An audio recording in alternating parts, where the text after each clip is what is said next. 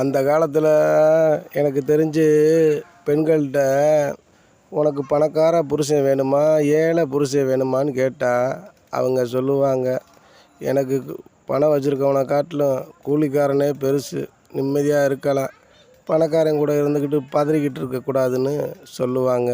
ஆனால் இந்த காலத்தில் கேட்டிங்கன்னா பெண்கள்கிட்ட உனக்கு ஏழை புருஷன் வேணுமா பணக்காரன் புருஷன் வேணுமான்னு கேட்டால் எனக்கு பணக்காரன் புருஷன்தான் வேணும், ஏழை புருஷனை கட்டிக்கிட்டு நான் சீரழிகிறதா அப்படின்னு இன்றைக்கி பெண்கள் நினைக்கிறாங்க.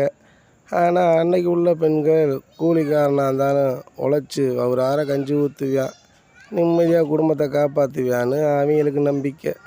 இந்த காலத்து பெண்கள் ஆடம்பரமாக வாழலாம், நல்லா வசதியானவன் காரில் கூப்பிட்டு போவேன் பங்களாவில் கூப்பிட்டு போவேன்னு தான் நினைக்கிறாங்க.